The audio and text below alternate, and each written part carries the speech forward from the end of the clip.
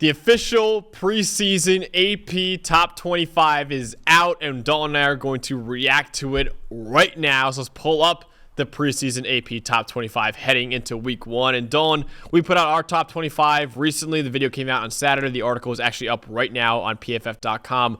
What are some of your major takeaways from this first Top 25? At least we were close, right? We got 23 of the same 25 teams as they did. But, the more I look at this, I think the team that's the hardest to place out of all of this is Florida State, right? We had them down at 16. They have them up at 10. And it's really hard to tell with how much they lost to the NFL and even some to the transfer portal where they should be at and where we should place them, right? You talk about it, basically a completely different team outside of a handful of guys. There's a part of it that feels like you're almost putting them in out of obligation. Now, they do have a good quarterback. You still have DJ Uyagale coming in there, still have a good offensive line, some pieces in the secondary, but they lost so much talent that I think you could argue them anywhere from where they currently are at 10 to any spot lower in the rankings. It's just their level of talent is really kind of an unknown right now until we see them on the field. Yeah, that's why I think it's way too high, right? I think, I get the obligation part because, they were 13-0 last year before losing the Orange Bowl to Georgia, but, obligation-wise, Michigan should be top 5 then. Right, and they're not. They're number 9, right ahead of Florida State. So that's a little weird to me. When it's like, okay, yeah, Michigan won it all, but I think everyone would agree they should be. We actually have Michigan at 8 in our ranking, so a little bit higher. But it's just weird. We're like, okay, obligation, sure, but also it's the same kind of issues with Michigan where you kind of don't know what that offense looks like. Florida State, you don't know what their offense looks like either, but yet they're getting the nod and not Michigan. It's a little weird, all of that. So I agree with you. I think Florida State's a little too high in that ranking. I think two schools that are too low, Dawn, for both of us: Arizona at number 21 and Miami at number 19. I don't know what you are going to do for your ACC prediction yet, but I have Arizona winning the Big 12 and Miami winning the ACC. We've had them, I believe, 11 and 12 in our ranking, so a lot higher than what the AP poll has right now. Those are two schools that kind of stood out to me as well, and as two schools that should have been higher in the ranking for me.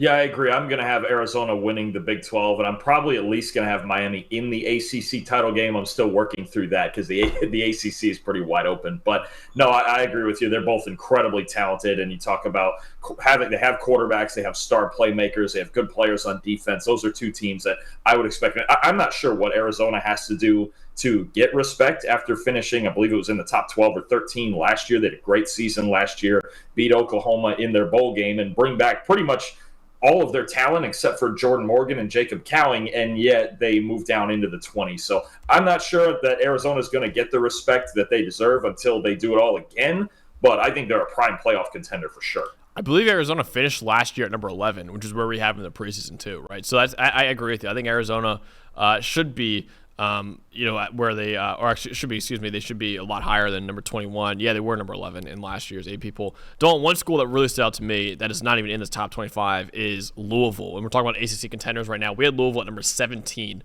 in our ranking, and they're nowhere to be found in this top 25. So I think it's a huge miss, man. They had a great year last year, made their first ACC title game in program history, bring back a lot of talent from last year, killed the transfer portal as well. They did a great job in the portal.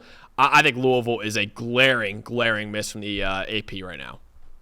Yeah, I agree. I would probably put them right in that spot where NC State is there, at least at 24, and we have them as high as 17.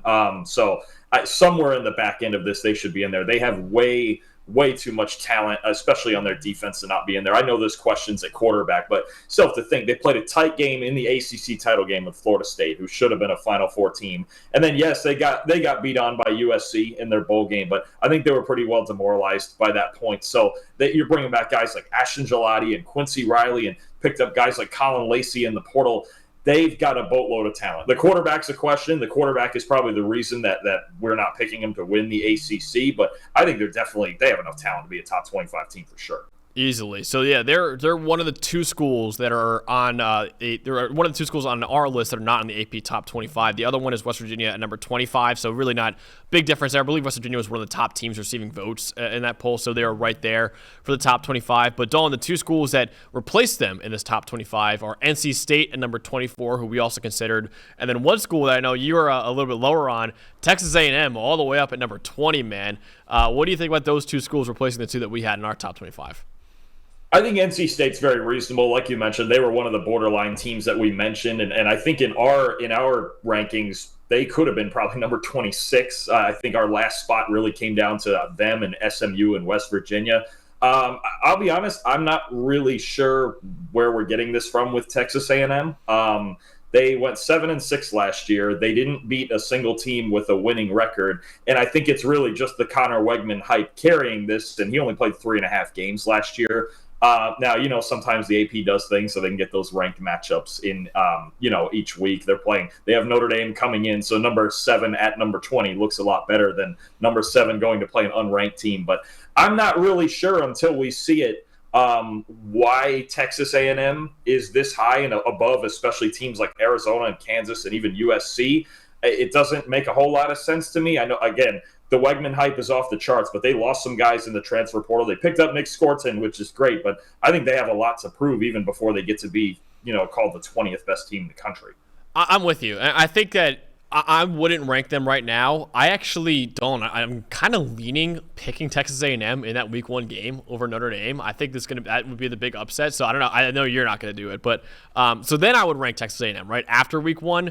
But right now, 20 is high. That is a very high ranking for Texas A&M. I'm not with that. I agree. I love the Elko hire. I think he's going to do a great job of maximizing the talent they have, and I like Wegman a lot, and I like the talent they have defensively, but it's just a lot for right now. Now, if they beat Notre Dame, absolutely put them in top 25, probably top 20 where they are right now. But as of right now, I don't see them as a top 20 team in college football. So that's a really tough one. I'm trying to think of what else really stands out to me. But another thing too on that, them and Michigan is internal. I'm noticing now. I believe Texas A&M is the only team in this top 25 with a new coach that at least was brought in externally. Michigan obviously has a new head coach with Sharon Moore, but I believe they're the only team that went external on this entire top 25 and got a new head coach. Arizona, the only other one. Arizona's the only one. Arizona did too because Jed Fish left. You're right. But Arizona, again, we've argued they deserve to be higher because they at least brought almost all of the talent back outside of a couple of guys. But yeah, A&M, one of the few teams with a new coach in here, and to be ahead of Arizona, I really don't understand. And Alabama too. I forgot about Alabama with Nick Saban retiring.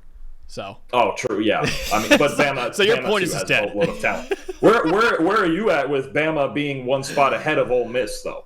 I don't like it, but this is where it was in the coaches. This is actually the same top 6 in the coaches poll, maybe even more than that. So I wasn't too surprised by it. In fact, Dalton, I found a stat. This is Alabama's lowest preseason ranking since 2009. They were number 5 in 2009 as well. So they've been top 4 every year since until now. So, which is kind of it just kind of shows a testament to how good Nick Saban was during his tenure there. But I'm okay with it. I think where do we have? We had Alabama number 7 in our ranking, so a couple spots higher. I don't agree with it, but I wasn't too shocked by it either, to put it simply. Yeah, I agree with that. Again, I think the most egregious one is Arizona here. When it comes to who's too low, but no, I get it with Bama. I think anywhere in the top 8 or 9 is going to be about right for them. I don't think there's a team past number 9 there that you could even make an argument, and even I'm very unlikely that I think Michigan would be put ahead of them just based on the question marks on their offense. But no, I think most of the top 15 to 17 here looks pretty good. I don't really, again, I don't get the A&M thing. And I don't get Arizona being too low. And look at Iowa down there in the bottom right, always sneaking into it too, right? For as much as their offense is kind of the butt of the joke sometimes, they always find their way in just on their defense. They deserve to be in there. I think one last school we should talk about, Dalton, before we leave is Utah, because that's one that we are a lot lower on than where they are right now. They're number 12 in the AP poll. They're number 20 in our ranking.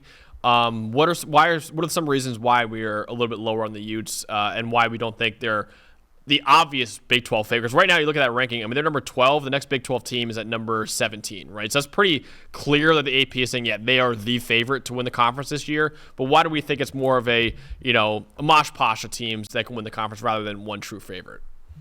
I think there's just a lot that we don't know, right? Like, we know Cam Rising's really good, but he didn't play a lot last year, or at all last year, I should say. Brant Keithy's really good, but he hasn't played in almost 2 years. And you look at Utah, and there were times last year, especially on the road, where they didn't play that well. They basically had, in their performance, as big a home road split as any team in college football last year. So their season, to me, comes down to whether they can travel and take it out on the road. And I understand Cam Rising and them, they won the Pac-12 2 years in a row, and they did everything they did in the Pac-12. But you got key guys coming off of injury, and a team that, yes, they found ways to win games last year, but it was a more flawed team than people think. Kyle Whittingham really coached up kind of a scrappy group more than a wicked talented group. Brought some guys in the portal, obviously, and getting Rising and Keithy back is huge, but I haven't really gotten this process behind them being this clear-cut favorite to win the Big 12. I think there's a bunch of teams that could win it, and I think they're all about even.